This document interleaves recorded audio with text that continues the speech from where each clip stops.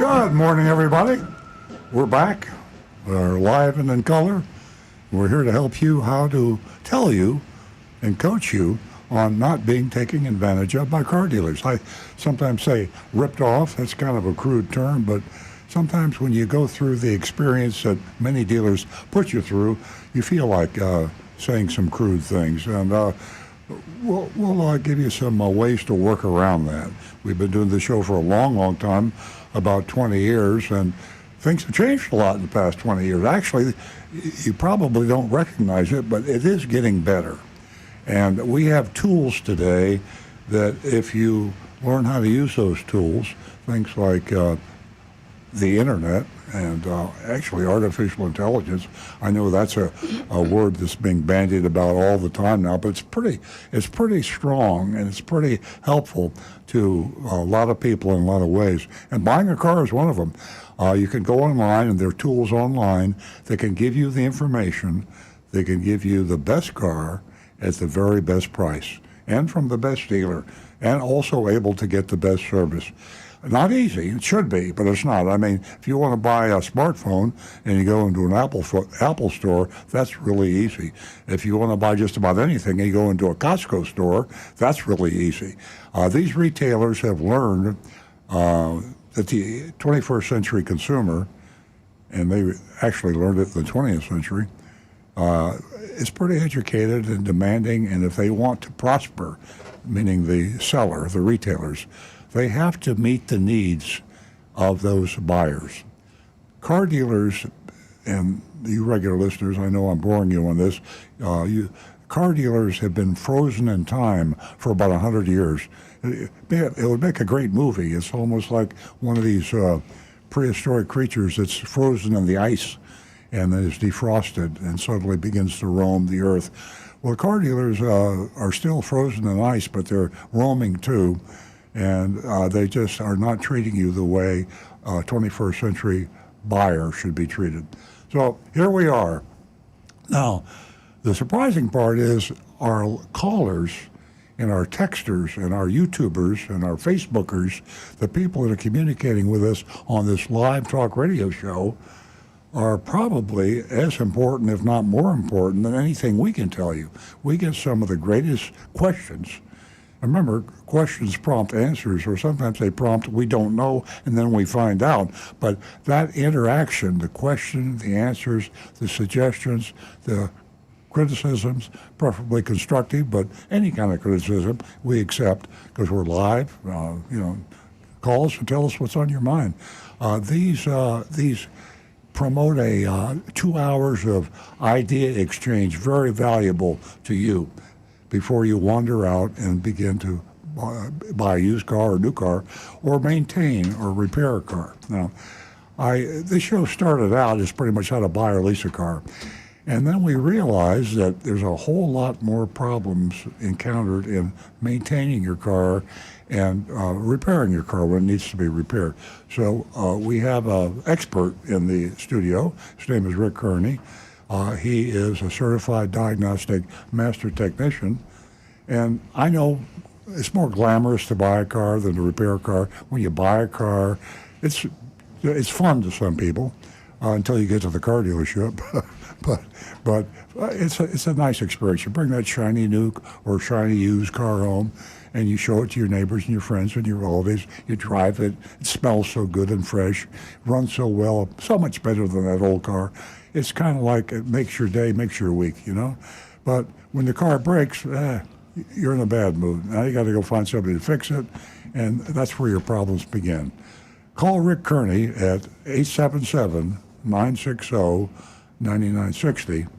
That's 877-960-9960 if you're contemplating or suffering with a problem with your car. If you're just worried about it, maybe a noise or an odor, maybe a rattle, all those things that you say, it's probably nothing wrong, but maybe. And when you're going 75, 80 miles down the road on the turnpike, you don't want some little thing that just sounded bad to turn into something dangerous. So better to check it out and talk to somebody who knows. And guess what? It's free. Rick Kearney does not charge you. That's where he makes his living. He's worked for me for over 25 years, and that's where he earns his living fixing, diagnosing, making people happy again after their car breaks. So call Rick, describe your problem. Now, if you don't want to call, live radio can be, daunting, threatening. You can text. We have a text number. That number is 772-497-6530. That's 772-497-6530. My son Stu Stewart normally takes a text. He probably won't be coming in this morning. He's not feeling well. So Rick will be watching those too, the 772-497-6530. So I know you probably don't want to call now. We're going to be in the air for 2 hours. We'll be on the air until 10 a.m. Eastern Standard Time. That's a 2-hour show. So if you tune us in, tune us out, later on you come online and you decide to listen or watch us, you can stream us on Facebook. You can stream us on YouTube. That's youtube.com/Earl on Cars. youtube.com/Earl on Cars. And you can post actually directly to Rick, because Rick Kearney, the certified diagnostic master technician I was just talking about, monitors the YouTube channel. He's monitoring the texting as well if my son Stu Stewart doesn't show up. And you can also reach us on Facebook, facebook.com/Earl on Cars, and post there too. So there's dozens of ways to get in touch with us. I know this is boring stuff, but it's something we need to get out there, because if you haven't listened to the show before, we want you to know how to contact us. And the unique line we have, that nobody that I know has this, is called anonymousfeedback.com. It's a company called Incognito. If you business people or retailers or anybody out there are interested, it's spelled differently, but you could Google it. Incognito, INCOGNEATO. Not the way the normal incognito is spelled.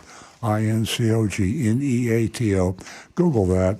It's a company that came up with a great idea. They give various means of communication for people that want to take surveys, that want to get candid, open expressions to protect your privacy. It's a wonderful way to call the show or contact the show. We don't know who you are. We don't know where you are. If we get angry, we can't come and get you because you're anonymous. YourAnonomousFeedback.com. YourAnonomousFeedback. YourAnonomousFeedback.com. And we'll check it out and we'll answer you. If you want a reply, you can say, check a box that says, please reply, and then we can get back to you. So that's where we are. My co-host, Nancy Stewart, is sitting right next to me, shuffling papers over there. And she's the pretty one in the studio, if you're streaming us. And she's also my, she's my partner. She's been with me for 20 years, co-founded the show with me back umpteen years ago when we're only half an hour. And she is not only the co-host, but she's a female advocate. Her strong suit is she is the one that got this show co-ed. It used to be an all-boys club, and just a bunch of guys were calling the show. You know, guys like cars, especially older guys like me. I mean, cars are our thing. You know, we like to tinker with them, and not me, but a lot of people do. And they like to go fast. I like to go fast. And it's cars are kind of a guy thing. Nancy has turned the car show, Earl on Cars, into a co-ed association. And we get a lot of female callers. We're about 50-50. I know 50% are listening because over 50% of you ladies are buying cars and bring them in for service. So you need the information, probably more than the men do. So Nancy Stewart is going to tell you right now about a unique offer, if you haven't heard the show before. If you're new, and especially if you're female, this offer sounds too good to be true, but it is true. You have my word on it, and you have Nancy's word on it. A special offer if you will call the show. And by the way, if you call the show, you get preferential treatment because we put you ahead of everybody, ahead of the texters, ahead of the anonymous feedbackers, ahead of the Facebookers, because the live radio show call-in, we only have 5 lines. We got to get you fast. We don't want you to hold and hold and hold. So Nancy will stop the show and put your call through. Nancy, the mic is all yours. Good morning, everyone. Give us a call toll-free at 877-960-9960, or you can text us at 772-497-6530. We have a whole lot to get to. First, I'll mention the Boys Club. And, cars were important to me, way back when, in the 50s. And things haven't come, as they're really stuck, I think. And there's a lot of work to be done for the ladies. That is, the work I mention is recognition and respect. It's extremely important. This morning, we're excited to offer a special promotion just for our female listeners. The first 2 new lady callers will receive $50. Yes, $50 as a way of showing our appreciation for your support. We value your input and aim to build a strong female audience. Can I interrupt? Nancy personally makes these checks out, and she gets the contact information from Jeremy in the studio. So if you're a first-time new female caller, she will guarantee, she writes a check out, she mails it to you personally, she addresses the envelope, puts a stamp on it, and puts it in the mailbox. So this is not a scam offer. It sounds too good to be true, but she really personally looks into it. I'll add to that I personally talk to most of the ladies. Can't get to all of them, but I do speak to most of them. Back to what I was saying, ladies, give us a call. Your experience purchasing, leasing, servicing. There's a whole lot of us in service, in sales, in leasing, and we want to hear from you and your perspective. If you'd just like to give us a call to say hello, that's acceptable too. 877-960-9960. For the first 2 ladies, $50. We have a whole lot more, as I said, to get to. We're going to talk about the FTC. Earl's conversation just yesterday, I believe. And he's, moving forward. And he's staying focused as far as that is concerned, because guess what? He has you in mind, the consumer. Please give us a call, 877-960-9960, and don't forget about your anonymous feedback, youranonymousfeedback.com. Now back to the recovering car dealer.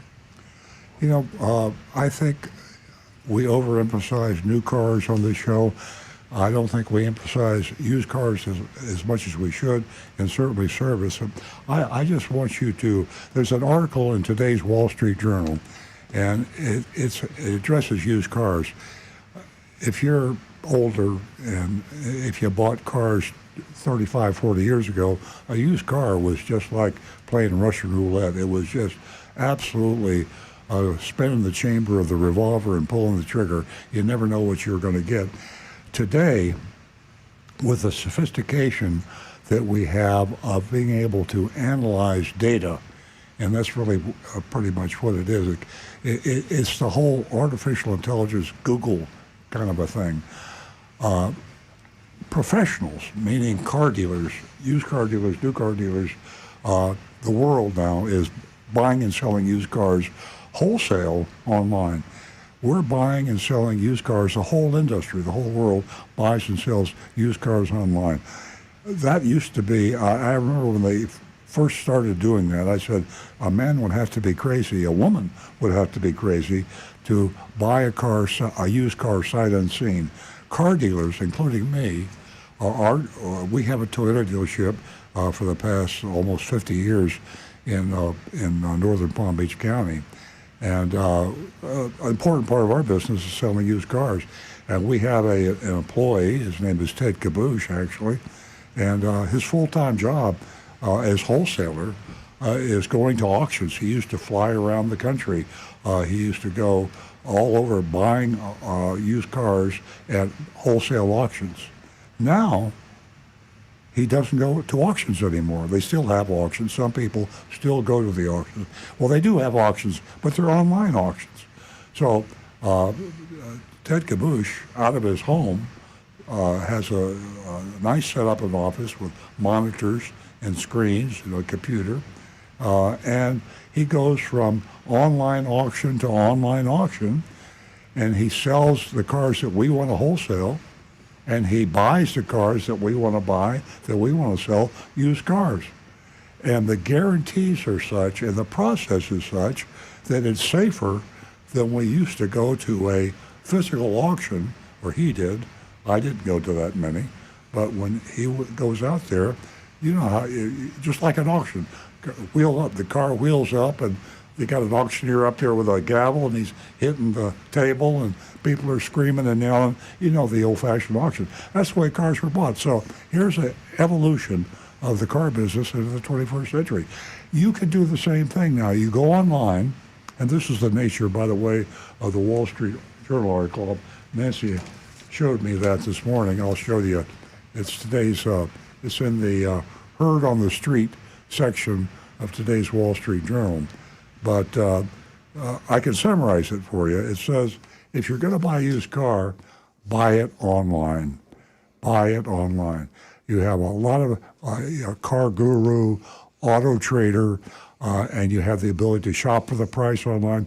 You regular listeners know what I'm talking about when I'm saying online. But given that you can actually buy a car as safely as you buy a new car today, that option really opens up a lot of savings for you. I mean, when you buy a new car, you're paying for the prestige of that new car. The new car smell. Nobody's ever owned it before. You know what I'm talking about. But when you buy a one-year-old car, all that depreciation gone. I think we must have a caller. We do not. But what you're saying is extremely important. But I want to add something to that. In this 21st century, there's two reasons, ladies and gentlemen, that you would go into a dealership. You would physically visit a dealership, and those two reasons are that you would be test driving, or the car was going to be delivered to you, and you were going to drive off the lot. Well, yeah. Continue. Yeah, there's one old-fashioned thing that you should always follow, as long as we're talking about used cars now. I'm talking about used cars, is having it checked over by a qualified technician. And you want a certified technician in generally in all categories. You can pay him $200, and he can do a quick check on the car for you. It's the best $200 you'll ever spend. And Rick Kearney is, he checks out a lot of used cars. And there's certain key things you go over. He can tell you if it's been in a flood. He can tell you if it's been in a hailstorm. He can tell you if it's anything that's in the computer, the service history, the repair history. All this information is available, and that's the reason we can safely buy and sell cars online. Professionals, the car dealers are doing. So if they can do it, you can do it, and you can be perfectly safe and buy the car and enjoy the first couple of years depreciation, which is huge, and get a low mileage, almost new car for much less than you'd have to pay. Hey, great information, Earl. We're going to go to the phones, and we're going to talk to one of our regular callers, and that is Jersey Mike. Good morning, Jersey. Good morning, folks. Can I call you And Jersey? yes, you can if you'd like.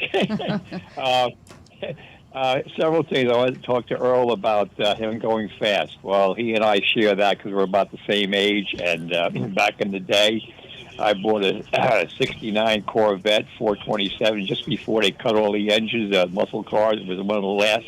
And I think the AC Cobra was the only one that was ever built to beat it, and it did just a little bit because they've always been in competition. You know, Ford and Chevy have always been that way. Oh, yeah. In any case, that car did 0 to 60 in 4.0 seconds flat. That's by stopwatch on a numerous number of runs, and I really worked the car over. So you know what I'm talking about, Earl, right? Yeah, that was a huge I mean, anything 6 seconds was considered phenomenal. 4 seconds was off the chart. It was just too fast. Well, Of course, now we're looking at under 2 seconds.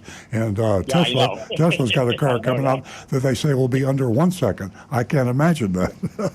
Yeah, I understand. But you know what? That new total hybrid is a very dangerous car. People don't know this, perhaps, but 2 people froze to death up in Washington or Oregon in the last 6 months or whatever it was, last winter, because the lithium battery freezes. Mm-hmm. And they were in a remote area, Yeah. and it was in the news, I recall it. So, you know, you got to be very careful of what you're doing, not to mention the fact that some of those cars catch fire, too, those lithium batteries. Well, that's true. Of course, if you're in a car in a blizzard and the car won't run, you're in pretty bad shape anyway, whether you got a lithium battery or not. But yeah, I get your point. But going back to the racing around, I only took the car out on weekends, and anybody would come up alongside me, I never lost. I mean, you know, and I had it for I guess maybe like 7 or 8 years. Okay, I paid $7,500 for it, and I sold it for $7,500. Believe it or not.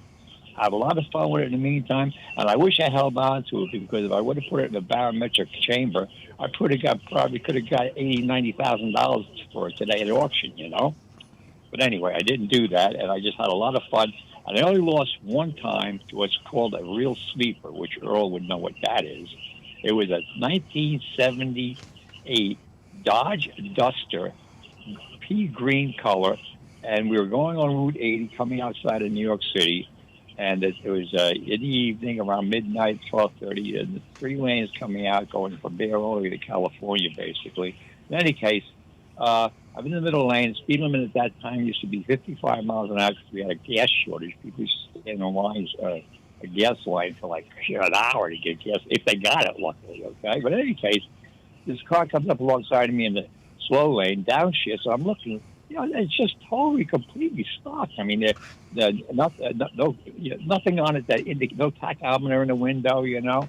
And I'll tell you what, I had to get off about about a mile down the road to get on another major highway to get to my home. And I brought it right down exactly where I knew my power curve was, which is about 2,200 RPM. I had a very low rear end of it. On the weekends, I would take it. Mike, you realize the only people enjoying this story are you and me and all the old guys out there. Okay, let me just most of the people have no idea what you're talking about, but I do, and I know exactly the thrill that we had back 50, 60 years ago. And you know what, guys? I'm going to add to this that, boy, do I see Corvettes everywhere. And, Mike, it is always a pleasure to speak to you.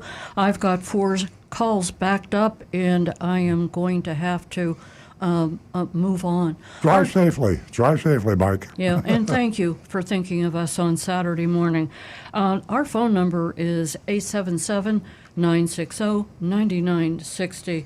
That's 877-960-9960. You can text us also at 772-497-6530. Don't forget, we often talk about Earl's Vigilantes. It still exists. It's extremely important.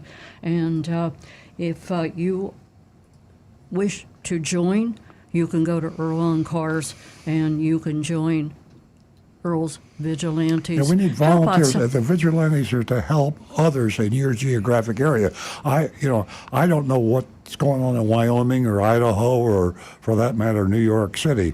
If we have people around the country and all over the world actually listening to the show, in your markets you have unique problems. If you're a car person, woman or man, that is into cars, maybe listen to the show, educated consumer, you can volunteer. We give you a hat that says Earl's Vigilantes, and we put you on our website, or earloncars.com. earloncars.com as a representative of the Earl and Cars Show, and people in your area, and maybe you know the same dealer that they do, they're having a problem, you can give them some advice. So Earl's great Vigilantes. idea. I like the hat, and I like it. Where is the hat anyway? I haven't seen the hat in a long time. I think it's in my briefcase. Oh boy, that's not a good place for it. Okay, so you're an educated consumer and you want to, help out, and you can, there's a few tips you can share with your neighbor, with everyone, and you don't have to know how to take an engine apart. You can just have common knowledge, and you can join Earl's Vigilantes at www.earlsvigilantes.com. Again, our number is 877-960-9960, and we are going to go to a few of our callers that have been holding. Good morning, Marty. How are you? Good morning. How are you? Great.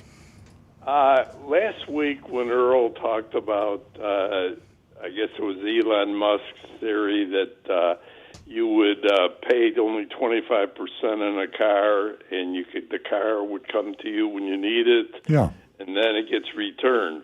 Mm-hmm. Well, I got to ask Earl, how would you handle millions of people doing that? How would you get all these cars to everybody in time to use the car, return the car? So I don't think that system, in my imagination, is ever going to work. Marty, have you ever used Uber or Lyft? Yes. Okay, that's the way it would be done. You'd have a worldwide mobile fleet of cars, and it's a numbers game. And if you're in New York City, and Nancy and I used to travel a lot to New York City. We haven't been there in a few years, but we've been doing that for a long time. One of the most hazardous, dangerous, frustrating problems in New York City was getting a cab. I couldn't hail a cab. Nancy's was my designated cab hailer because she was crazy enough to run out in the street and wave in the middle of Broadway for a cab to stop. But that's not my style. I haven't got that nerve. Suddenly Uber came along. Now if you're in New York City, all you do is whip your app out on your smartphone and hit your app. They know who you are. They've got a description of you, where you are, and they generally guarantee they'll be there to pick you up in 2 minutes. So there's an example of what a mobile fleet can do. Only difference between Uber and what Elon Musk is talking about with Tesla is the cars will be autonomous. So if anything, it'll be one of the criticisms Uber or Lyft is you're afraid of the driver. Well, there's no driver in the autonomous cars. Rick, what? Quick note from Donovan here. He says, for the caller, Tesla showed off their new app that is a ride-hailing app for Tesla owners to use their cars in an Uber style. Yeah. So I guess you wouldn't even drive your car, but just let your car go. It's just like Uber or Lyft. Yeah. Great information. But my only point is, if you have millions of people doing that, I cannot see. First of all, you'd have to have millions of cars available. Well, you would. I mean, you're just talking about scale. It would take.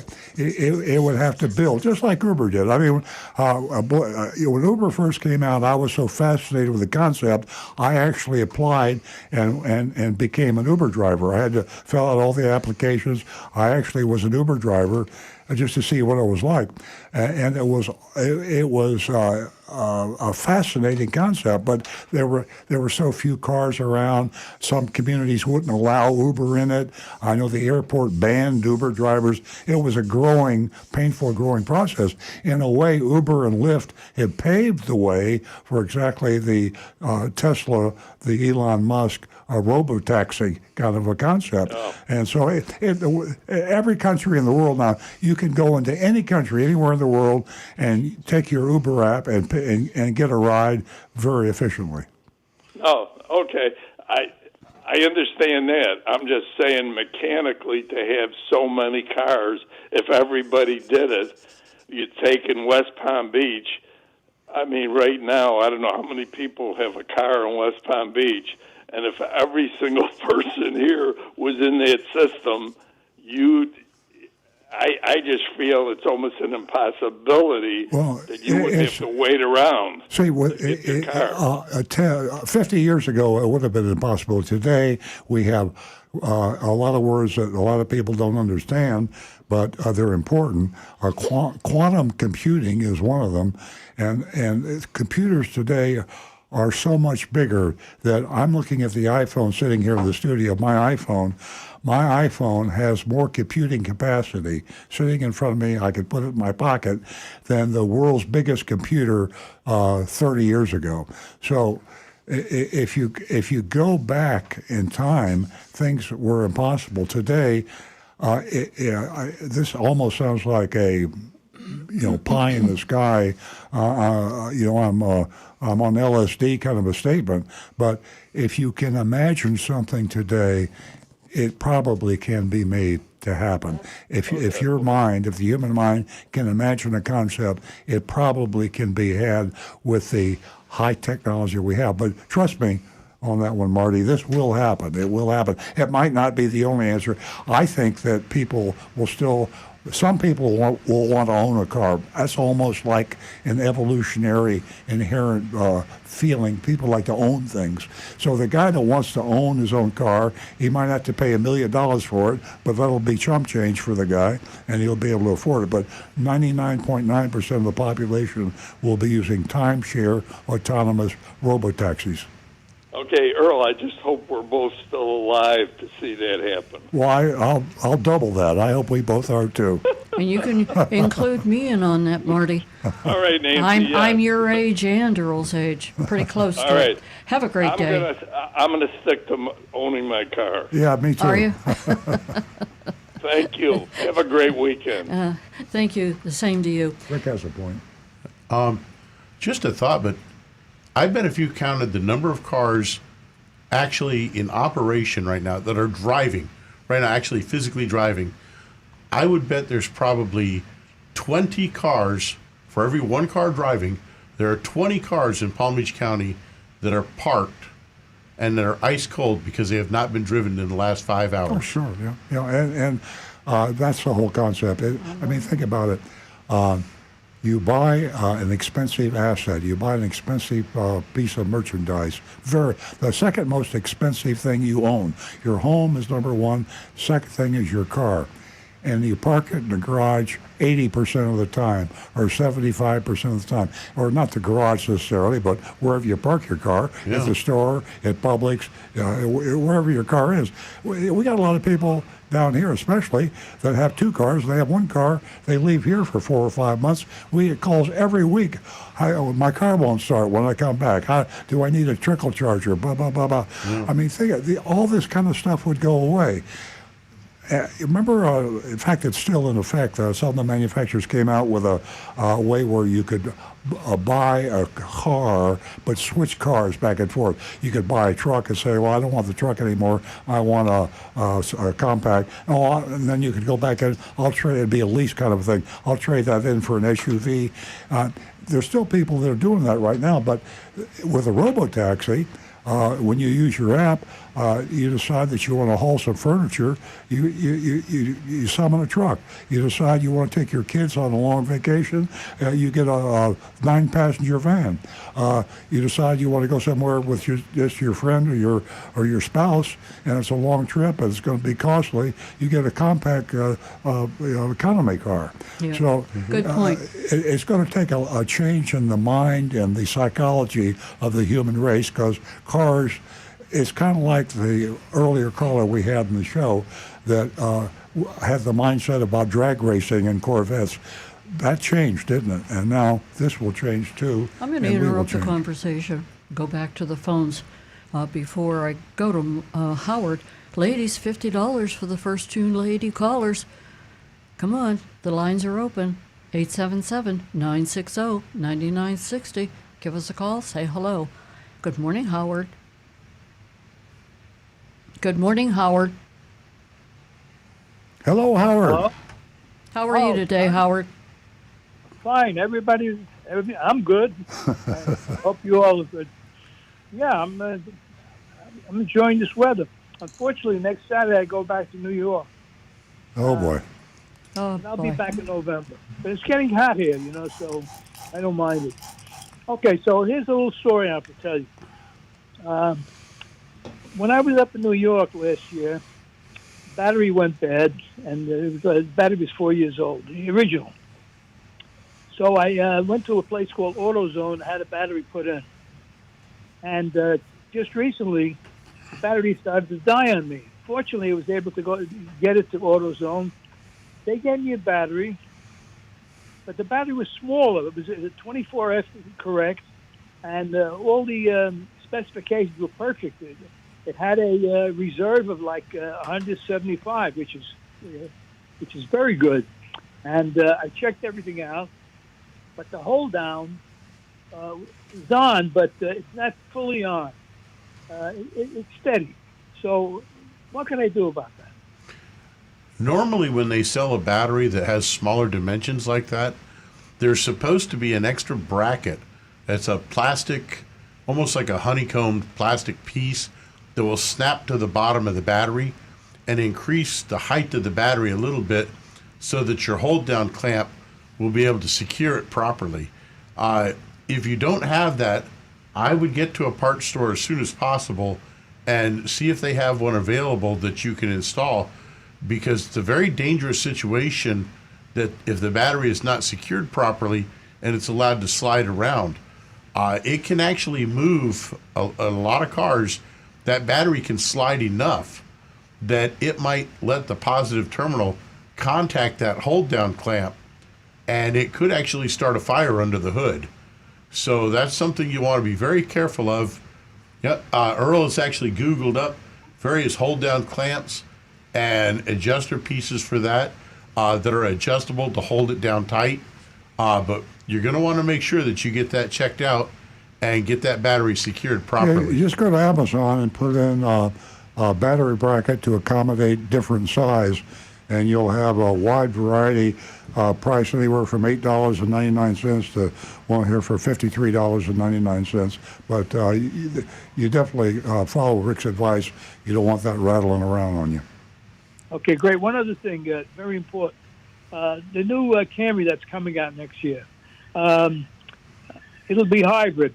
And it's what exactly, how will it be different than the 2024 hybrid Camry? I don't know, Rick. Do you know? It's typically we dealers are the last to know about changes in models. The manufacturers keep this really close to the vest because they like the excitement and the build-up, and they like to leak it to the press before they even tell the dealers. But oftentimes, some of these really clever media, either online or magazines, come up and they get the information before we do. I Google it here. I'm a car dealer, and I would probably Google that question, and I would probably get a third party that would know something I don't know as a Toyota dealer. Yeah, that's great information, okay. Earl. Howard, do you have any other questions? We have some calls backed up. No, I know. Yeah, you're backed up. Okay. So long. Have a good day, and thanks for taking my call. Bye. Thanks, Howard. Have a safe trip back to New York. Ladies, we have Cindy on the line. She's a first-time caller, but I want to let all of you know I do expect to hear from one more new female caller. And if you didn't jot that number down, 877-960-9960. Win yourself $50 this morning. I have $50 for one more new female caller. Good morning, Cindy, and welcome to the show. Well, thank you very much. And you have won yourself $50 this morning. As a first-time caller. Thank you for calling, because you're helping me build a platform right here at Earl on Cars. We would like to build our lady audience, and you're doing that as we speak this morning. Stay on the line whenever we're finished talking, and you can give your information to Jeremy in the control room. Okay. He'll pass it along to me, and I'll write you out a check and send it to you. Sounds great. What can we do for you this morning? Well, this is a favorite show of my husband's, so he said, why don't you call Earl and ask him? I Okay. bought a brand new Prius. He ordered it in May of last year. It's the state-of-the-art kind of Prius with the sunroof and everything. And I am still waiting. I've talked to Matt and Jason. When am I going to get my new car? And they're saying that I'm up on the list only because 2 people canceled their orders. But I was curious as to why it's taking so long and when I can expect my car. This is a question, and we'll get to Earl in a second, but this is a question that was asked often during the time of COVID. I'm sure you remember, but there's a lot of factors that affect the placing of an order and the delivery of it. So rather than me ramble, we'll go back to Earl. Cindy, Okay, sounds great. yeah, Cindy, as Nancy just said, it's not as bad a problem as it was a year ago, but it's still, especially for the high demand, low supply cars like this Prius you're describing. I'll tell you what we can do, and I can speak to our new car inventory manager. Her name is Laura McElmore, by the way, and she's been with us for over 20 years. It's locating the correct new car, specifically correct new car, is almost an art and a science. The science part, Laura's got the art part down too. She has contacts with Toyota dealers all over the country, and there's a whole cadre, almost like a unofficial club of new car inventory managers. Think of it this way: a car dealer might have 100 cars in inventory. But if you have 100 car dealers, then you have suddenly 10,000 cars in inventory. So we look at our inventory as all Toyota dealers. We've literally gone to California sometimes for very, very difficult cars. We try to deal more closely. So if you'll, we've got your contact information. So I'll get that contact information, and we will check it out in our computer. I will contact Laura McElmore, and she will go on her very, very special hunt and see if she can find something that will speed up and expedite that. We can't promise anything, but as I say, it's an art and a science. I'll wait because they said it was worth the wait. You've waited this long, so you can wait if you have That's to. what my husband said. A little longer, but Cindy, I can tell you that Laura is special, and her talents reach long and far. She reaches. Great. It's like a cult, and she helped me out tremendously. And there are customers that are waiting for their vehicles, and there were a couple of customers of mine who were waiting for a vehicle, and because I talked them into changing their mind about something is, well, minute to me, is a color of a car. So there's a lot of things that are holding up the delivery of vehicles that have been ordered. But we are here to help you, Cindy, and to expedite that Prius order. And we will be getting back to you. Okay, I know that Matt and Jason are like, you're going to like the car once you get it, trust me. And I'm going, yeah, but. Yeah, once you get it. That's the key, right? Right? Okay, Cindy. All right.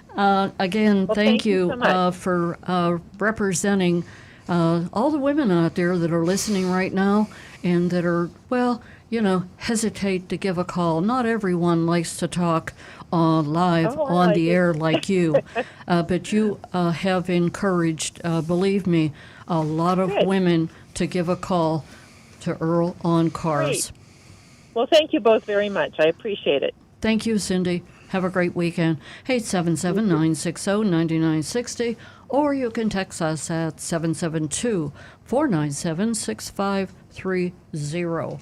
And, I asked Earl, I said earlier, that you shouldn't go into the vehicle, shouldn't go into the dealership unless you're going to test drive a car or you are going to physically take ownership of that vehicle. How do you feel about that? This online purchasing and getting all the information, more information than you would if you went into the dealership. How do you feel about that? The times are a-changing, ladies and gentlemen. Give us a call toll-free. Give us your thoughts. We would love to hear from you because, as I always say, you make the show. Now back to the recovering car dealer.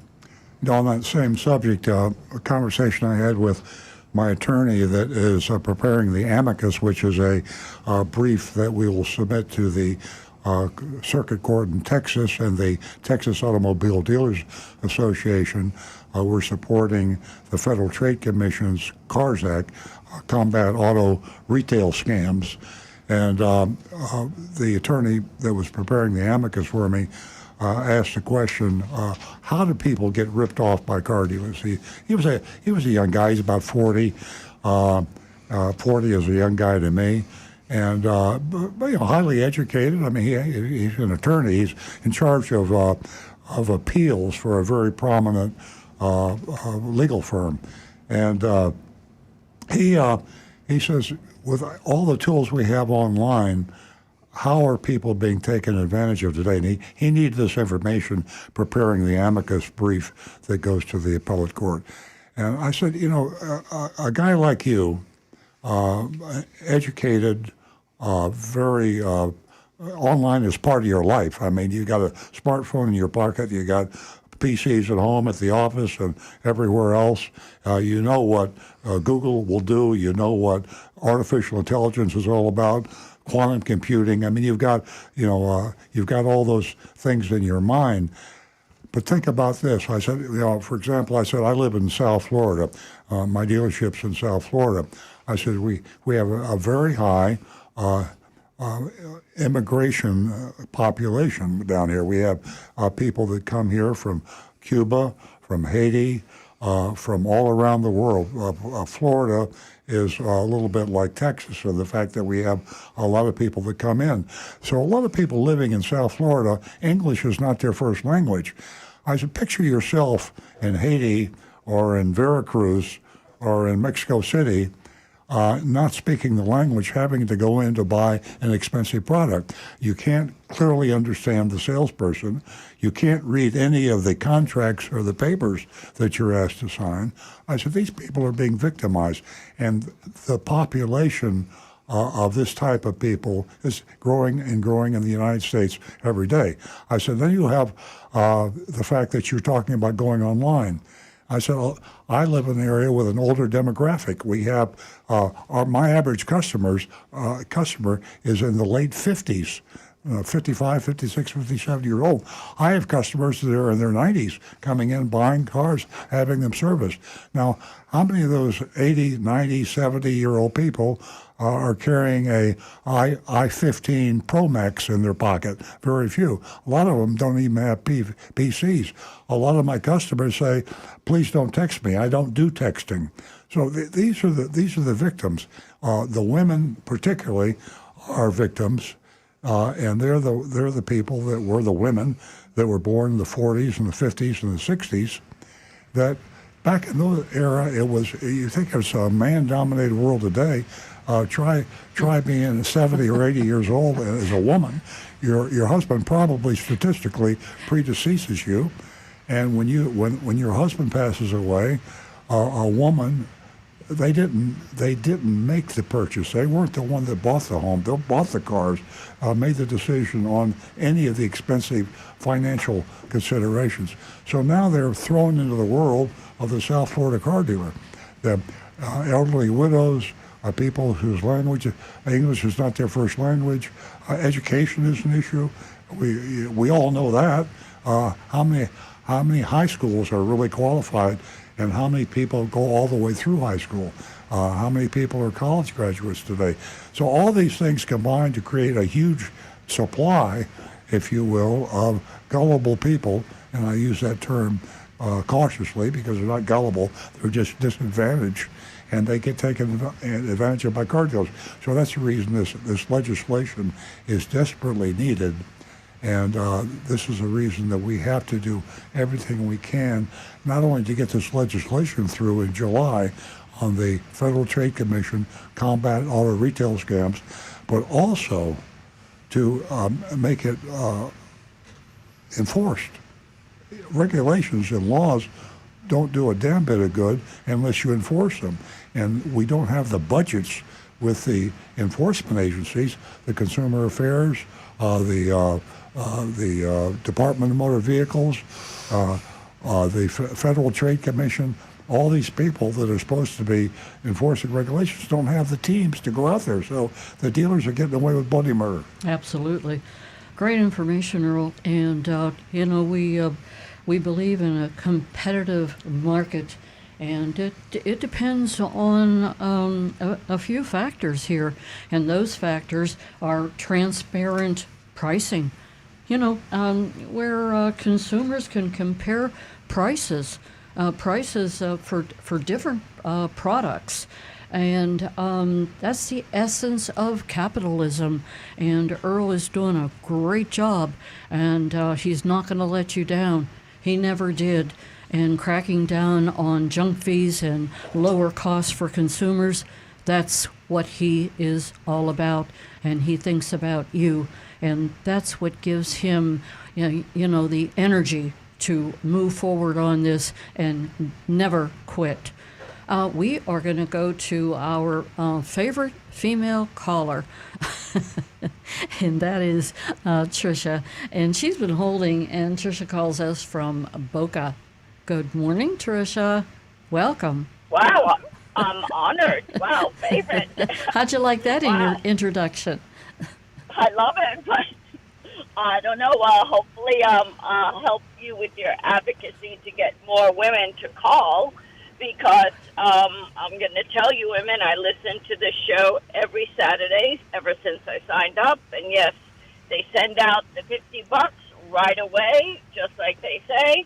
And it's my go-to show. So I hope that helps with other women wanting to call in. It will. It definitely will. It changes everything. It's encouraging. It definitely is. For every female caller that's listening right now, they're listening to you. Hey, Tricia, what can we do for you this morning? Okay, I have a two-part question. My first part question is very challenging for Rick. Okay, every once in a while, I have the 4 lights to the left of the speedometer go on, Rick. All 4. Nothing is wrong. My tires aren't, my tire pressure is okay, whatever. And then they might go off for a week, and they'll come on again. I've had this red, Rick, 3 times. Every time they put in the computer analysis, it comes up, cannot read, nothing wrong. Yesterday, I went to my favorite mechanic, been around a very long time. He used 2 computer boards. One of them even came up with a code, UA 301 or something like that, unable to read or whatever it was. He even had to look it up. Cannot read it, cannot get a diagnostic, anything on it. He said, I can't help you because this is not showing me anything. Right now, my lights are off, so it seems when the diagnostic tool goes in there, the lights go off, but then they might come on a week from now. What's going on? No one can figure it out. First question, what is the car, please? The year, make, and model? Yes, 2016 Honda Fit, and may I tell you, she had a birthday last weekend. She turned 100,000 miles. Oh boy! Okay. Happy birthday! And Yes. the four lights that come on, what do they look? What do each of those 4 lights look like? Oh, I know one's the tire one, one's the road hazard one. I don't know this. How do I describe? A light. It's the standard 4 lights to the left of the speedometer. Okay, because the problem is that every manufacturer is going to have different lights in different spots. Okay. The fact that they're coming on like that and then going back off, Yeah. and there's nothing being recorded in history, to me that almost seems like a power or ground issue. The first thing I would be looking at is I'd be checking the negative terminal on the battery and the ground source for the battery to make sure those are tight. Obviously, checking the positive as well. Make sure that your connections at the battery are tight. But for your mechanic, what I would be doing for him next is I would try pulling that instrument cluster out just enough that you can reach to the back of it, where he can get to the back of it, and try wiggling the wires and see if you've got a loose connection there, and then trace where the ground wire is. Because for some reason, it just seems like ground wires are always the first thing to loosen up and start to cause a problem. And I would go what's called a wiggle test, where you're actually shaking the wire harness at various times to try to get something to simulate what condition is being caused. And, in other words, something is changing. And with cars, it's usually got to do with you're driving down the road, you hit the tiniest little bump, but that bump vibrates a wire that's a little bit loose, and it loses connection for a moment, and that's what triggers those lights to come up and on. Now, when he is tested with his computer, were the lights on when he was testing it, or had they turned off already? Yes. That's the only time I test it with the lights on. Yes. Okay, so the lights were actually on, and it still wouldn't communicate. Correct. And now, usually, I've had several guys do this after they test it. Now the lights are off. Like right today, the lights are off because he just tested it yesterday. So it's like it, and that happened to the other guy I went to. He went to test it, put in the codes, the car, blah blah blah. Nothing came up, and I drove away. The lights went off. I don't know if that has anything to do with it, but I'm just letting you know. I'll jump in here quickly. I Googled this, and you're not alone. There's a whole lot of people with your Honda Fit that are talking about the same thing, and it's baffled a lot of people. One of the comments was that it was a self-check of the lights, and it's still a glitch because it shouldn't be happening like that. So you've got a chronic problem. It's not unique to you. I would say you ought to go directly to Honda and talk about what happened.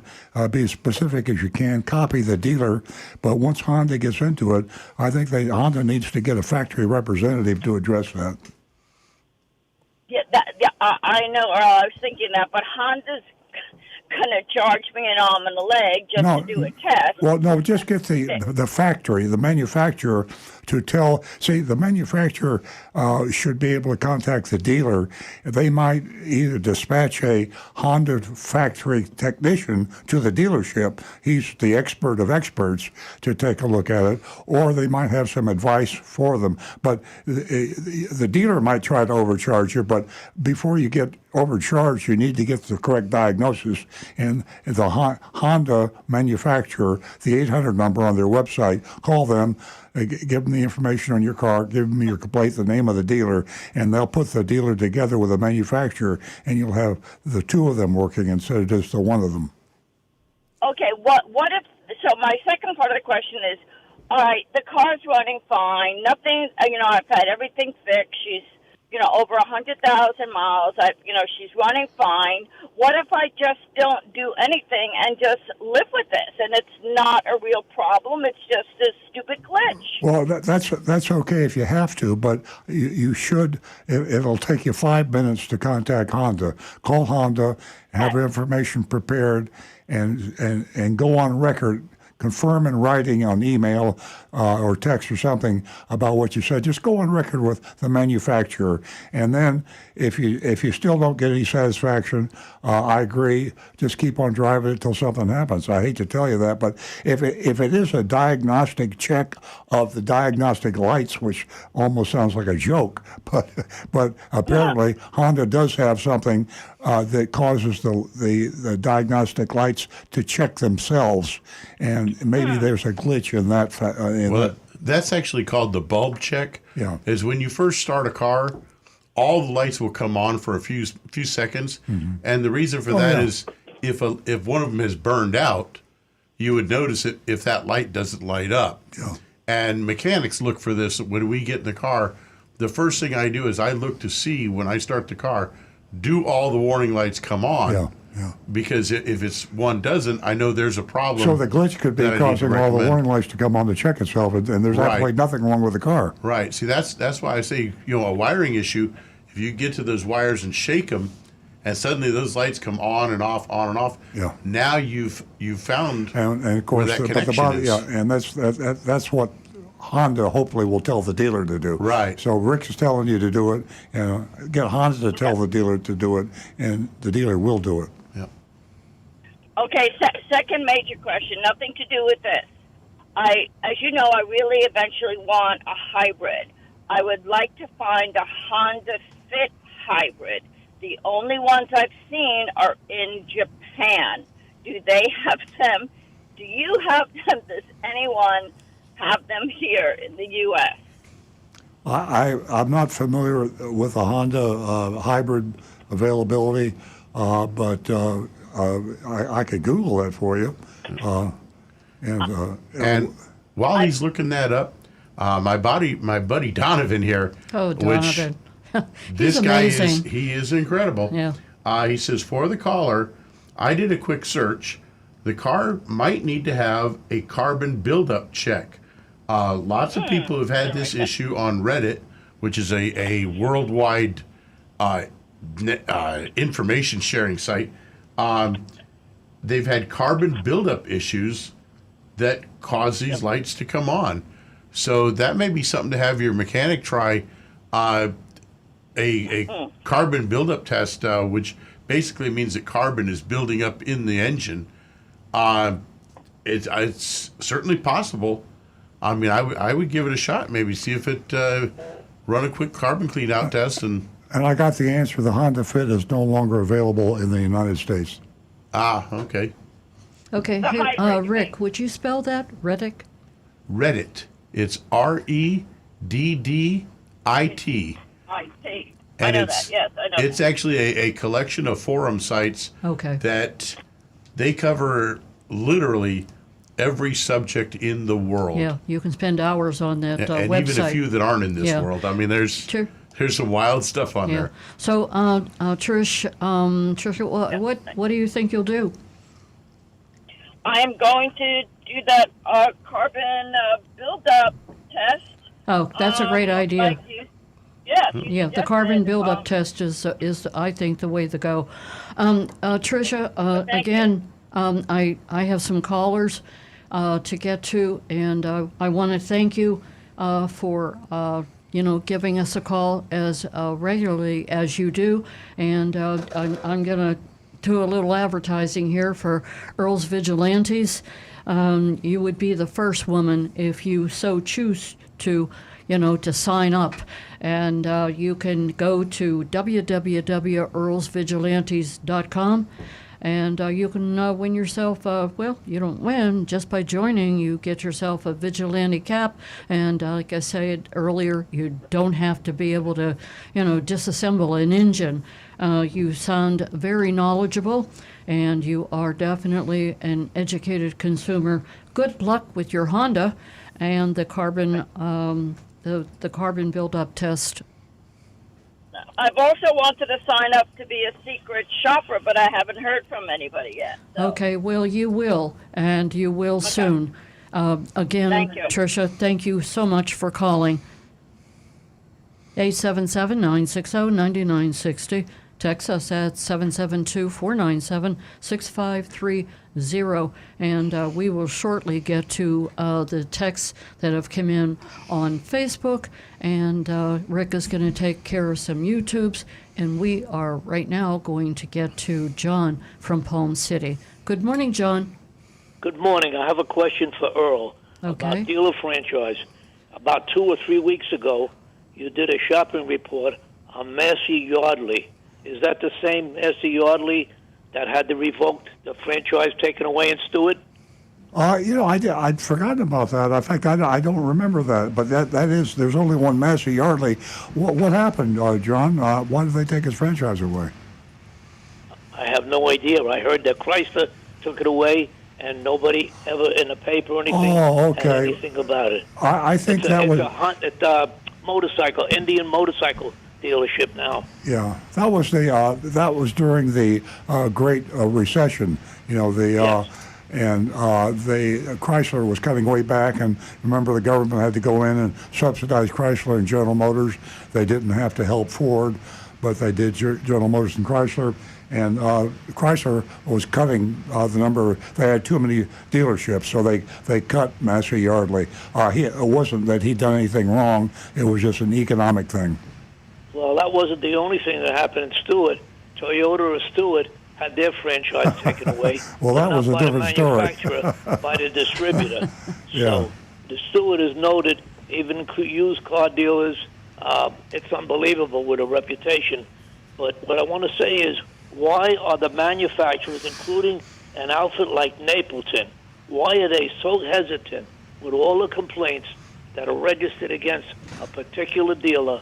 Why are they so hesitant to not revoke the franchise of these certain dealers?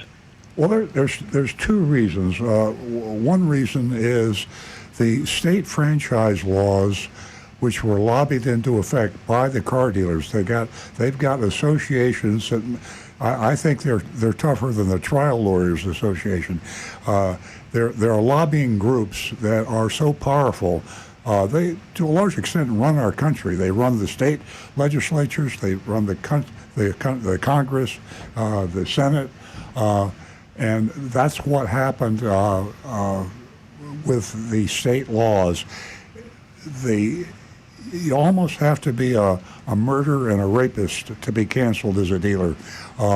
It's absolutely impossible with the protection in state laws. And that's why you don't see Napletons and a lot of these other people that are terminated, because the state protects them. The Florida Automobile Dealers Association, the Tampa Automobile Dealers Association, the Miami Automobile Dealers, the Jacksonville, millions and millions of dollars are in these political action committees, and this money funnels into Tallahassee, and the laws are built to protect the dealers no matter what they do. The other reason is the fact that the manufacturers are primarily in business for one reason, to make a profit.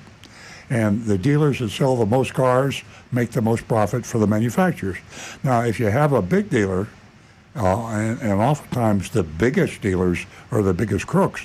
I mean, we have Toyota dealers out there that are selling over 1,000 cars a month. We have some Toyota dealers that sell close to 2,000 cars a month. Now, the average Toyota dealer sells about 120 cars a month. So you can imagine when a naughty Toyota dealer that's selling 1,500 cars a month gets in trouble, and people are complaining, the courage it would take for Toyota to cancel that dealership, which would knock out 1,500 new Toyotas a month that dealer's buying from Toyota. So state lobbying, legislature laws protecting the dealers, and the greed of the manufacturers are the reason that dealers are not disciplined and canceled when necessary when they disobey the rules. Well, another industry I'll mention is Anheuser-Busch. They weren't hesitant to take away a franchise in Orlando from a very famous baseball player. They also revoked a franchise, I lived in New York then, of a Nassau County Budweiser distributor called Harbor, and they were a big outfit, and they prepared with their lawyers, and they went and took action. So even in spite of state alcohol laws and everything, when they're wrong, they go get them. Yeah, the beer distributors don't have the lobby, and you know, ironically, the reason the car dealers have the lobby is because of the manufacturers. See, when the franchise system and the car dealer concept first came into effect, back with Henry Ford, there was they didn't have a way to retail their cars. They needed the retail outlets to do it. And it was like a gold mine to be able to have a franchise to sell this new phenomena, these new Fords, and pretty soon new GM cars, and so on and so forth like that. So the manufacturers were like demigods. They would dictate to the dealers, if you don't do this or do this, we'll take away your franchise. And you need to buy 100 more new cars this month. If you don't buy another 100 new cars from me, the manufacturer, I'm going to cancel your franchise. And they were so vicious, and they abused the car dealer network so bad. I'm talking about the manufacturers, that the dealers unified. It's just like why unions exist in this country, because they were afraid of the employers. So they were afraid that the manufacturers would cancel them, and they went to they went to Florida and Georgia and all the states, and they lobbied in laws to protect themselves. But it got out of control, and they lobbied in so many laws that nobody can get rid of them now. The manufacturers can't get rid of them. The regulators can't get rid of them. Once you have a franchise to sell new cars in the United States, it is in effect a lifetime franchise. I mean, I'm a dealer. I'm a Toyota dealer. I'm immune to Toyota. They can criticize me, but they can't cancel my franchise, because I suppose if I was convicted of murder or rape or something, they might be able to cancel my franchise. But outside of that, I'm here for a long, long time. One fast topic: the union now came down south. Mercedes Benz in Alabama, they voted to unionize. Next, it's coming into Tennessee with Volkswagen. So it looks like they came down here real strong, and nobody knows who's going to be next. Yeah, the union's coming back. They're got the auto manufacturers worried, and the union is making some big inroads in the South, which the South used to be immune to unions, and now they're scoring. Starbucks, look at that. A lot of places you never thought, even Amazon. So the unions are the pendulum is swinging in the other direction. Yes. We'll see what happens, because what they're worried about is job security almost more than wages. Yeah. All right, guys, I'll let you go. Thank you, John. It's great hearing from you, John. Before we go any further, I think I'm going to turn this over to Rick. He's got a lot of things going on over there he'd like to share with our listeners. Yeah, we got an interesting one here from Donovan. He says, this week, Consumer Reports released the results of a survey on car maintenance costs. And Tesla, not surprising, came in with the lowest overall maintenance cost for the first 10 years of ownership. Years 1 through 5 is about 50% less, and for 10 years, it's about $1,000 lower than the next closest brand of Buick, Toyota, and Lincoln. Not surprising, Land Rover had the highest cost of over $4,000 for the first 5 years of ownership, with Mercedes, Audi, BMW, Infiniti, and Acura being the next most expensive for maintenance. And the other interesting thing about that story, Donovan, I read that too, is that of the top 5, the lowest maintenance cost, and you mentioned Tesla, that was number 1, the lowest maintenance, but the other 4 were all American-made cars. There were, you had, Toyota was the only foreign car that foreign-owned manufacturer that was the lowest cost. Tesla, Buick, Lincoln, and Ford, all American companies, and only one Japanese company were in the top 5 in low maintenance. Yep. So, yeah, that was a great article. I got a lot of phone calls about that, and there were a lot of questions asked. Well, the good news is maintenance is just incredibly small compared to what it used to be. So it used to be a huge consideration. Today it's very, very minor. To what you just said, it used to be a huge consideration. I used to talk about it a lot.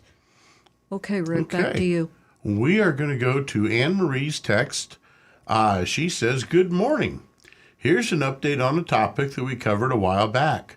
The New York Times ran a story on April 23rd, written by their technology and privacy reporter, entitled How GM Tricked Millions of Drivers into Being Spied On, Including Me.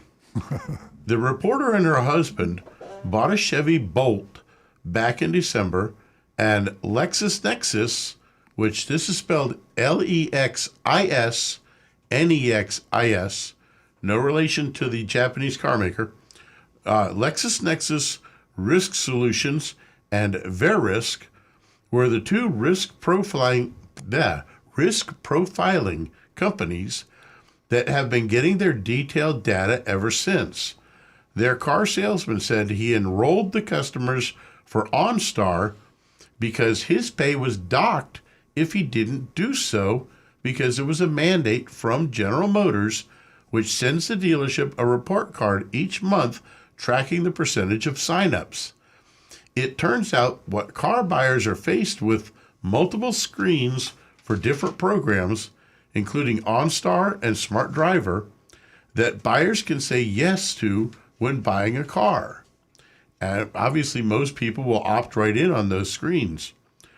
What the programs do can be confusing, but it was clear to the reporter that none of the programs that allow for over-the-air updates and allow GM the ability to track the vehicle's performance in case they ever need to make a recall ever mention turning the data over to risk management companies who will then sell the information to insurers. A General Motors spokeswoman said, based on customer feedback, we've decided to discontinue the Smart Driver product across all GM vehicles and unenroll all customers. This process will begin over the next few months. The story adds, last month GM stopped sharing data with the risk-sharing companies and hired a new chief trust and privacy officer. It has been reported that there are other auto manufacturers that share data that ends up with insurance companies. The trouble is that the cars don't report if a different person is driving, so if someone borrows your car, makes jackrabbit starts, speeds, and jams on the brakes, that data may be reported to a company who will sell it to your insurance company, and your bill will go up even if you weren't the person driving wildly. I understand why automakers would like data coming in from connected vehicles so the company can see if there are any problems developing which can necessitate a recall. That is acceptable and reasonable. Speaking as a consumer, a car company selling a vehicle's data for extra profit to risk management companies and the insurance companies is not acceptable. It has been reported that Subaru shares data, but one is supposed to be able to opt out of that. So have you heard of any other automakers who share data with insurance providers? Does Toyota share data with risk assessment companies or insurance providers? And if so, can that be stopped or avoided? And for those that didn't read the New York Times, there is a version of the story also on the site Jalopnik. Well, you know, that's I look at it this way: sharing data and gathering data by auto manufacturers is not a sin in and of itself. In fact, I think it's important that it be done. I agree totally that it should not be sold. It should not be gathered, certainly for the purpose of selling and making a profit. But data from automobiles is vital to safer vehicles. Here's an example. Nancy and I yesterday, we had lunch at a local restaurant, and we have a Tesla Plaid, and we've talked on this show about our harrowing experiences with the autonomous, fully self-driving feature, and we periodically get software updates, and we try it out. Well, the last couple times we tried it out, it was frightening. We had some close calls, so we just decided we weren't going to do it anymore. We got 3 software updates, and I just ignored them. But the last software update I got, I read it, and I was so impressed. Now, getting back to Anne Marie's point, Tesla gathers millions and millions of videos from all the hundreds of thousands or millions of Teslas on the road. They have cameras all over the car. They take these videos, and with the supercomputing, quantum computing we have now, they can feed these videos into these giant quantum supercomputers, and they take the data from the safer drivers, and instead of having digital commands written out to tell the computer how to drive the car autonomously, they convert the video, the actual video, which the human brain you can't describe, but the video itself is a description of safe driving. So they've been feeding these videos into our car, our Nancy's and my Tesla. So we tried it yesterday. We're at a restaurant in Palm Beach Gardens. We live in Jupiter. So we got out of the restaurant, we put it on autonomous, said, take me home. And Nancy was nervous, I was nervous. I had my hands on the wheel because you have to do that, or else it'll take away your autonomous privileges. And so I kept my hands on my wheel.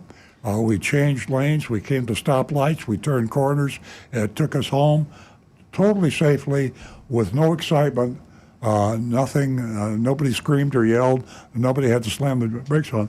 It was amazing. Pretty smooth. It was amazing. And so, getting back to Anne Marie's point, this is from data that is gathered by the car. Now, should Tesla share that with other auto manufacturers with autonomous cars? I say yes. Should they share that with insurance companies?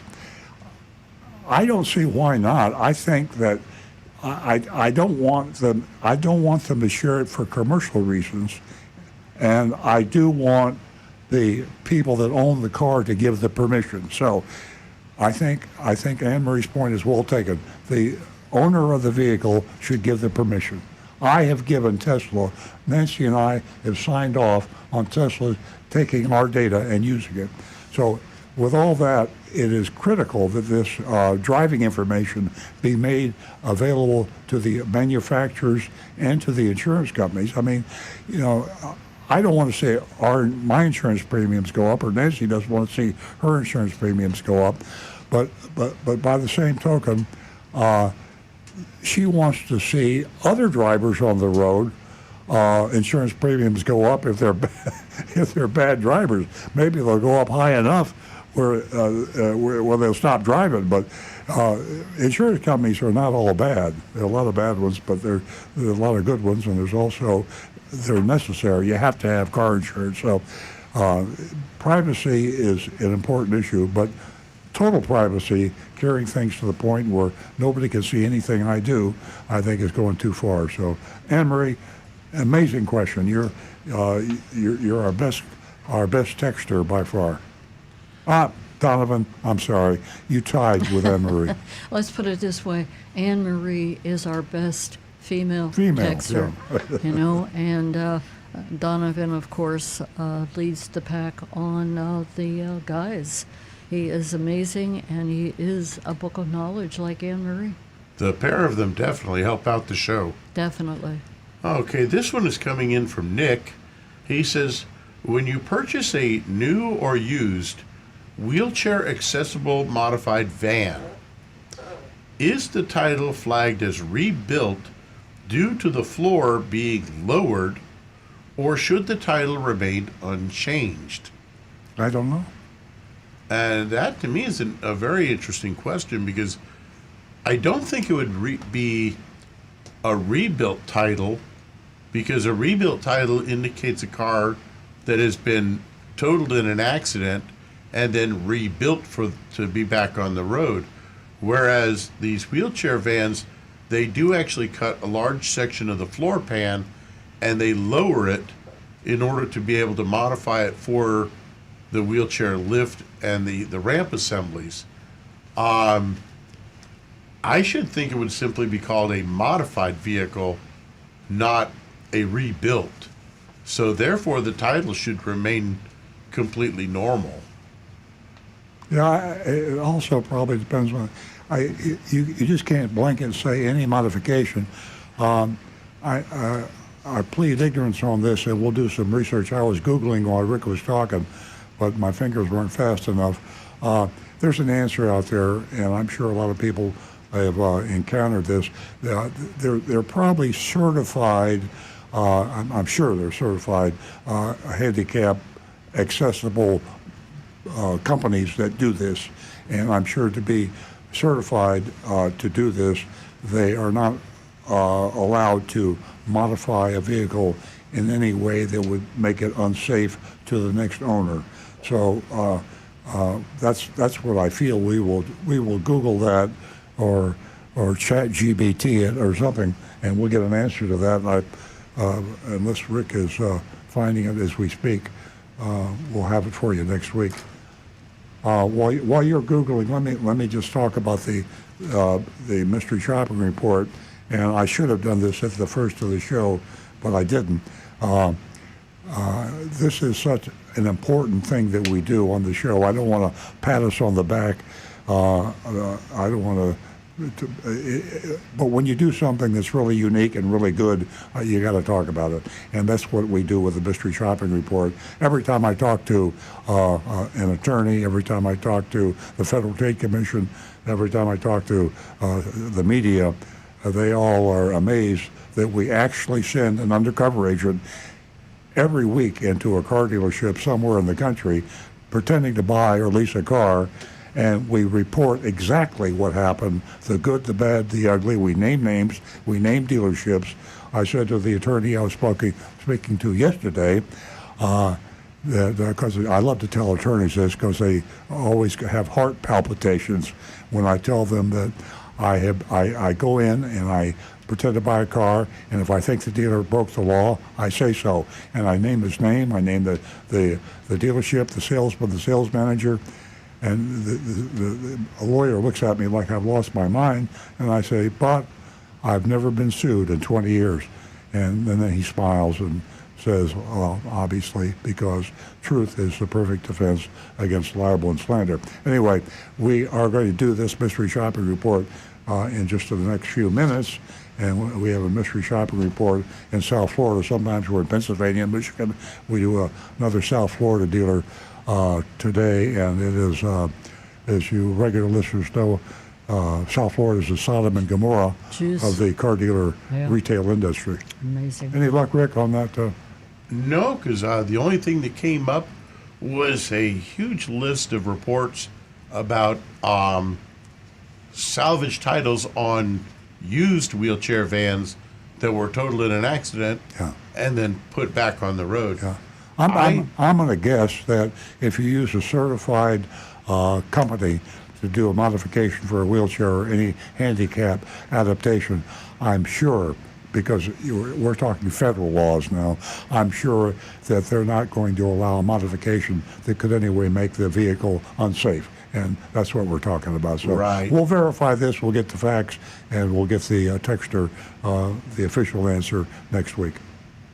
Any more? Let's see. Trying to check over the... Whoa. We just had a whole bunch pop up here. Let's see. Well, one question we do have here is from Kim Appreciates Life. She says, I'm so torn between getting a Tesla or a Toyota/Lexus SUV. The question is, which is more expensive to insure?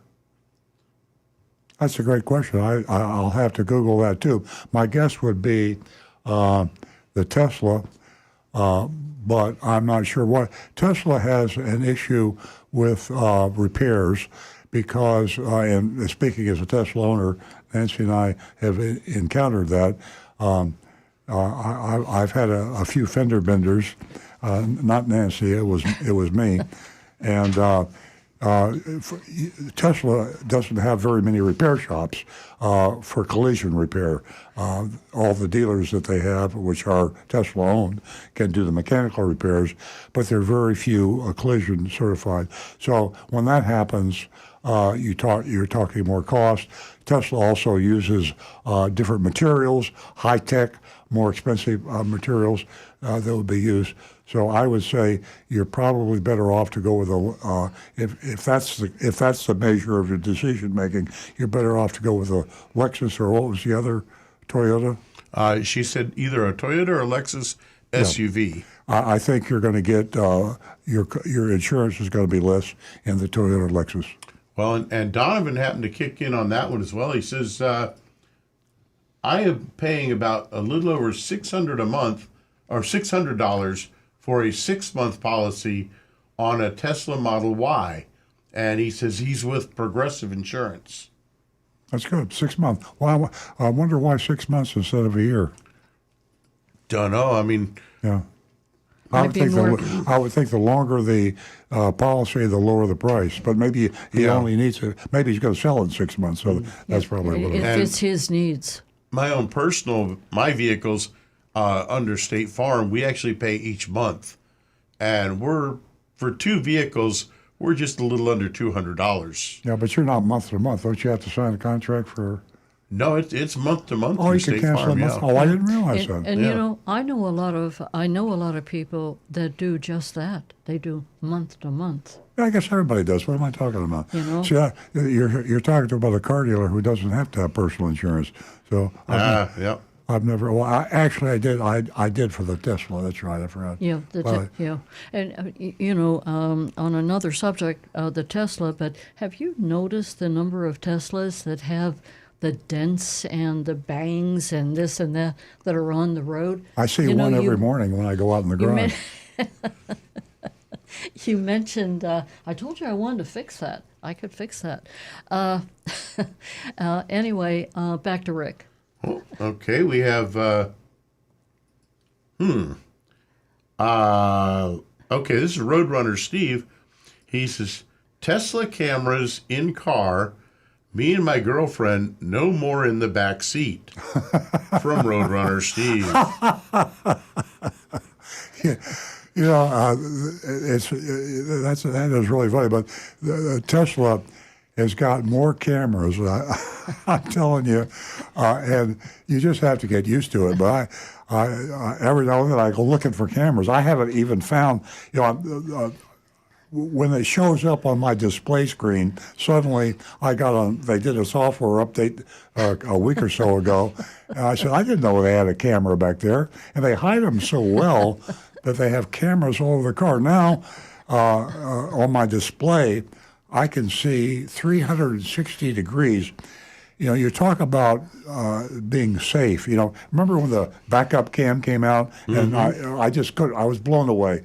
Everybody's got to have a backup cam, and now with the Tesla we're driving, it's actually distracting because when I'm driving now, and I'm driving the Tesla, I've got a picture.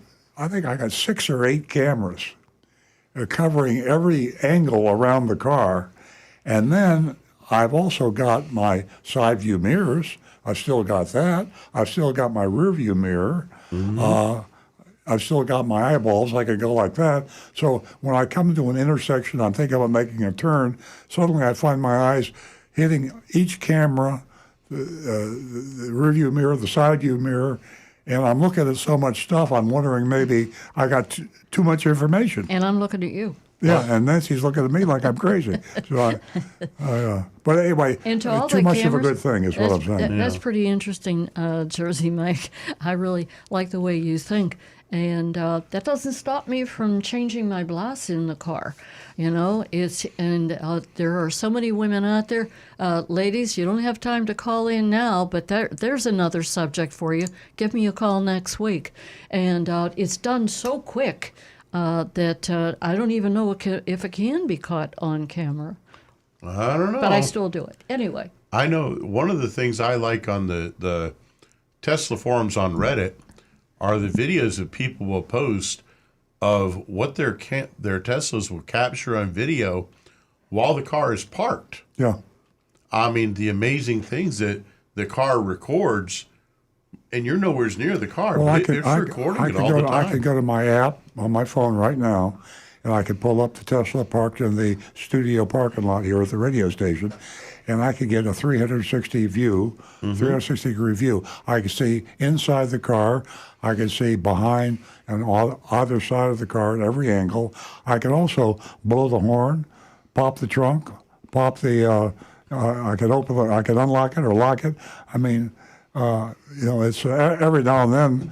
Maybe I'll be having lunch somewhere, and the car will be out in the parking lot. And if I'm feeling evil, I will take out my app and wait till somebody's walking down the sidewalk and blow my Tesla horn just to see what happens. Well, I'd be a little careful about that because, truth be told, one of the big things I see on that site are videos of people maliciously, just for no reason, but they call them the Tesla haters. Oh, there are a lot of them out there. Yeah. They walk by with a piece of metal and gouge the paint on Teslas just because they don't like the brand. I can also summon my Tesla, and it'll come over to wherever I am. That really gets some attention. I love that part because the amount of times in Florida that I've walked out of the mall, a store somewhere, and it's just a wall of rain coming down. You don't have an umbrella. You don't have any protection. The water's 6 inches deep in the lanes to your car. Yeah.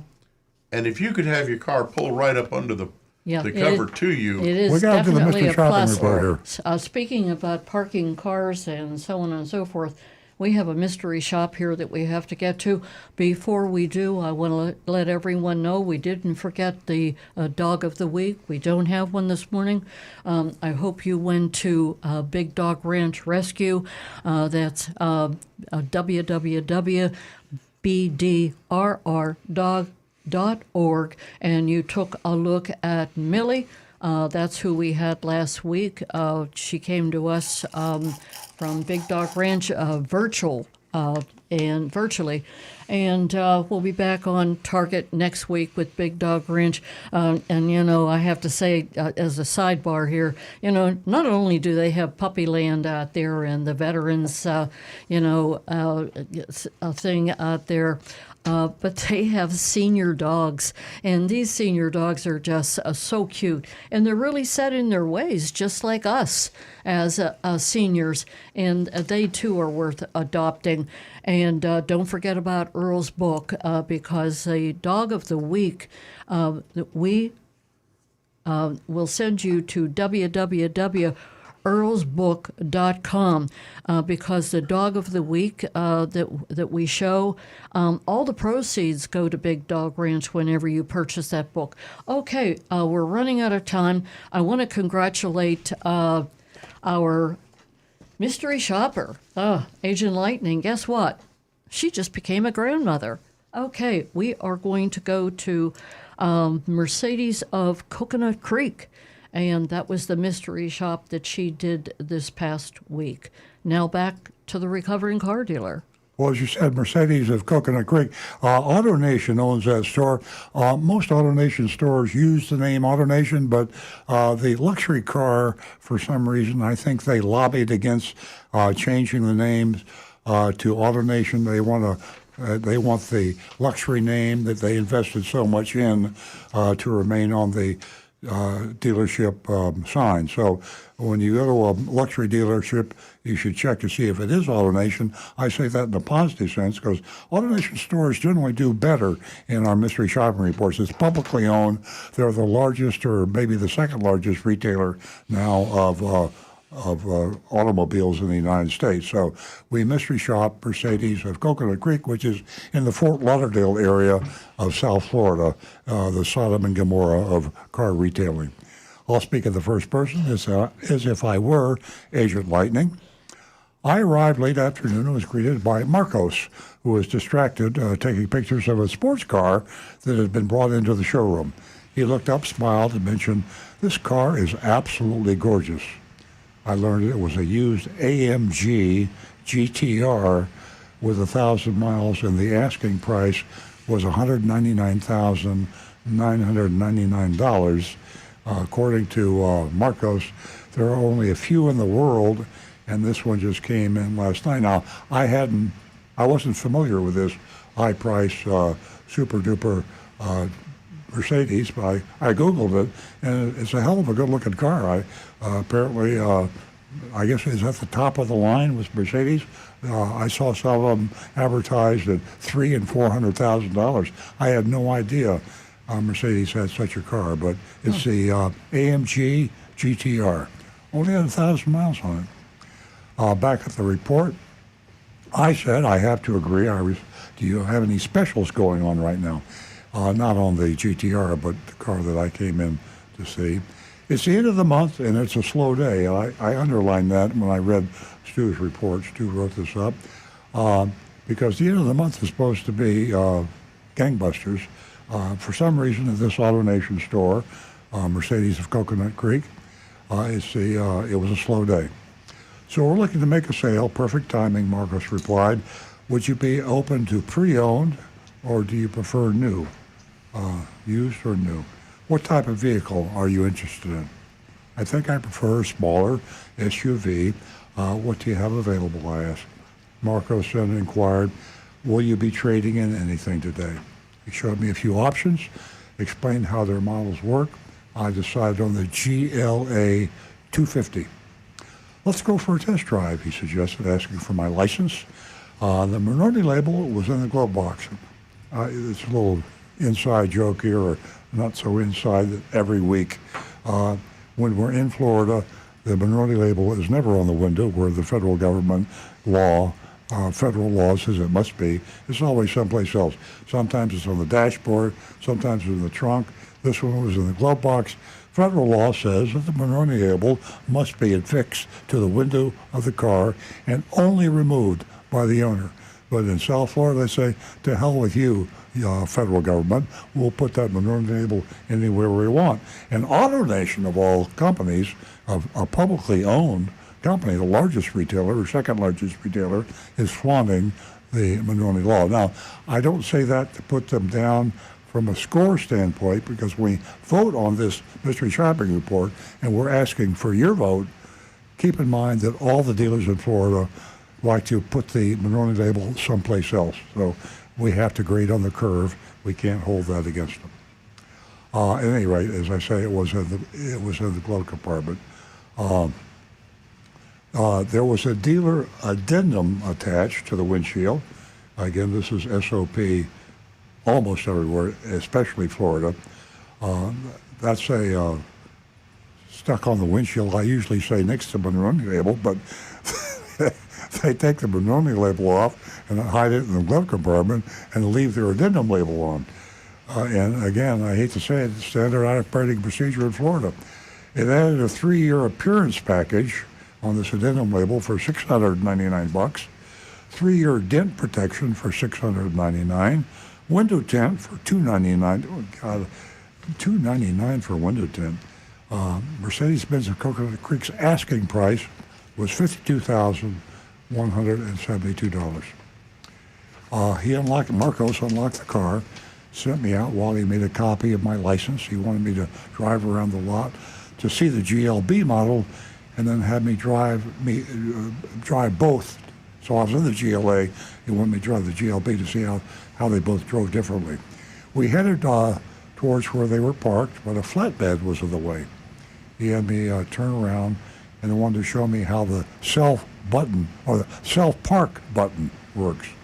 We tried several times, but it didn't cooperate. That's every car dealer's nightmare, every car salesman's nightmare, certainly when you're trying to demonstrate something and it doesn't work. So there was an embarrassing moment. The self-parking didn't work in this Mercedes. I likely won't use it, I said. Let me just back in, because that's how I usually park, trying to make Marcos feel a little better. We then headed out for the test drive. He went over all the features of the car, emphasized how safe they are. We headed back, and he suggested we try to see the GLB model again and also try the self-park. Okay, my heart's starting to palpitate now. He had to go to super slow, but the feature didn't work again. And 2 different model new Mercedes. Oh God, Marcos has got to be sick inside. But I didn't like the boxy way the the GLB looked, and I wasn't in the mood to do another test drive. He said, well, it sounds like you're set with this one. Am I correct? Yes, I confirm. I let him know I really am not looking to waste anyone's time. I'm not buying it over MSRP, plain and simple. In fact, I like to be right around, if not below, MSRP out the door. See, Agent Lightning is pushing, being a little aggressive here, which he should be. Marco said he thinks that sounds reasonable. That's good news. And we'll see what he can do. We headed over to his desk. He pulled me up in their system in the computer. If you've ever been to any AutoNation store, you'll be in our system, he explained. And sure enough, he found my name easily. He then excused himself to go get some numbers and returned a few minutes later with a worksheet. The top line was MSRP, $50,475. Then came a $500 discount, whoopee. But then they added, here we go, $699 for the appearance package, $699 for dent protection. Next came a $199 electronic filing fee. That's a junk fee. And here's another junk fee, $995. They call this one a dealer services fee. My real price was $52,567, $2,092 over MSRP. Out the door, I was over $56,000. What do you think, he asked. I was hoping for more than a $500 discount and less fees, I replied, but what would make me buy today is being under MSRP out the door. She's pushing again. He wrote that number down at the bottom of the sheet and then said he would be back. Here he goes back to the manager. A few minutes later, he returned with his sales manager, Natalie. Now, isn't it pleasant? This is the third or fourth week of the road that I've commented that we've had female salespeople, females. Almost every shopping report now has a female involved somewhere. And here we have Natalie at the Mercedes AutoNation dealership, Natalie, a female manager. She asked, what's bringing you all the way down here from North Palm Beach, meaning Fort Lauderdale or Coconut Creek? My husband works down here. Besides, we're not exactly big fans of our local dealership, I explained. She laughed. She knows Sodom and Gomorrah, and she's in Sodom and Gomorrah, so she knows what I'm talking about, and said she understands, would love to earn my business today, but noted these are their cars that move fast and don't see any way to get me below MSRP out the door. She says, will your husband be available soon? I said, he will not step foot in a dealership until he has a final number from me, I asserted. She thought for a minute and wrote on the paper that she can definitely get me $53,000 out the door on a piece of paper. She then mentioned she probably still has a little wiggle room for when I come back to make the purchase. So there's the incentive, She's letting the customer out on the street. She knows the customer is going to be shopping and comparing the price, so gives her a little something to think about before she buys somewhere else, so she'll come back. That's standard operating procedure. I thank Natalie and I thank Marcos, and they waited for me to get their card, and then I left. So there you have the shopping report, and this is a Mercedes electric car dealership in South Florida, owned by AutoNation. They're a publicly held company, and the largest retailer in the country, or second largest. Yeah. You can vote, ladies and gentlemen, and we love hearing from you. That text number is 772-497-6530. That's 772-497-6530. Now remember, we don't hold the things against them that we would do if this were a normal retailer. If you went into Costco or someplace and they started charging you prep fees and this insurance or that insurance and a lot of junk fees, you'd give them a bad grade. But car dealers, they all do it. So if they all do it and we gig everybody for everything they do wrong, then we have no list of dealers that we could recommend. And part of our mystery shopping report is to provide for you, and this is EarlOnCars.com, if you want to go to a car dealership that is better than the others. Now, we're not saying they're good or great. We're saying they're better. So we have a list of better dealers and a list of worse dealers. You stay away from the worst dealers. The only way you get to be a worse dealer on the list is an F. And you really got to do something illegal, outrageous to get on the F. So if they're bad, give them a D. But don't fail them unless they're really, really bad. Or if you want to go into the worst dealers and just mess with them and drive the car all over, use up their gas, and eat up all their bagels and their snacks, and then go somewhere else to buy the car. Yeah, just harass them. Yeah. That's a good idea. That's Great always idea. fun. Okay, let's see here. I've got T Cash says, F, forget auto parking, park that German junk yourself, and run away from the fake fees. Sounds like a World War II vet. I don't think he likes Mercedes. Bob from Maryland says, it would have been a B, but I didn't get the dent protection, and the B had 2 dents and turned into an F. Oops. Who's that? That was Bob from Maryland. Bob, I love your sense of humor. I like Crazy Bob. I love it. Okay, here we go. Johnny Z. Fradley says, instead of having a working self-park mode, it had a go park it yourself mode. 53K, I'll give a C. Tom Steckel I love says, these YouTubers. B minus. Go park it yourself. Go park it yourself mode. What was that grade? E minus? Tom Steckel says, B minus. B minus. Luxury car dealers should not play games. However, addendum label stated that the additional items were not required to be purchased. No tie-in sale. Without dealer fees, it would be an A. Mark Smith says, I'll give the dealership a C+. Brian Sidlatko, I think they should get a C. Joseph Kelleher, D, grading on the curve. And see if any others coming in. Check it. Whoop, here's Anne Marie says, C, sounds like an average dealer here in Sodom and Gomorrah. We are the wild, wild west. For me, I think they could get rid of those fees. You know, it's a Mercedes. Put the price where it should be. Put the fees in the price where they're supposed to be, and advertise an honest price. Otherwise, I give it a C. I think it's pretty average. What are you saying, Nancy? This is a tough one, and there's a lot of fees here, and I don't like fees. You know me. I don't like fees. But the ladies did a good job, and, well, I'm going to give them a D. Wow. A D. That's tough. You know, when Nancy and I were coming to the studio, I said I thought maybe a B. I changed my mind. See, we're comparing luxury car dealers. So luxury car dealers generally do a better job in terms of treating the customer with transparency and honesty.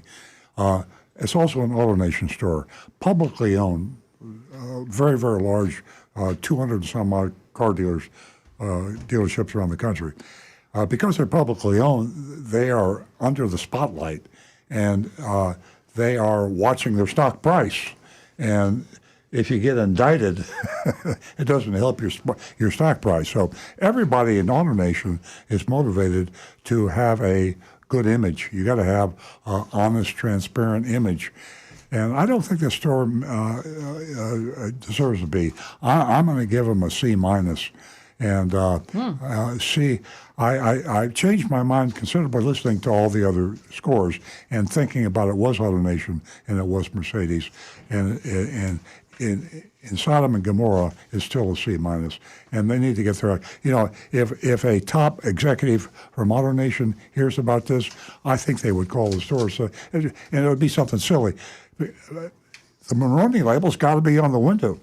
I mean, they could get and if they go after one AutoNation store, they're going to go after all the AutoNation stores. Can you imagine what would happen if the Federal Trade Commission is listening? If you want to really get somebody's attention, go after AutoNation, because you can hit all their stores, find them all. It's one company.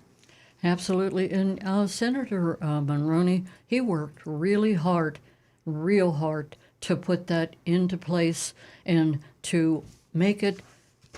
There's a penalty, $1,000 fine for not, for the Mulroney label not being displayed. Ladies and gentlemen, we are out of time. We certainly enjoyed our time with you. You are an extremely fantastic part of the show, and we thank you for that. Have a great weekend, and you can see us right back here at 8 o'clock next weekend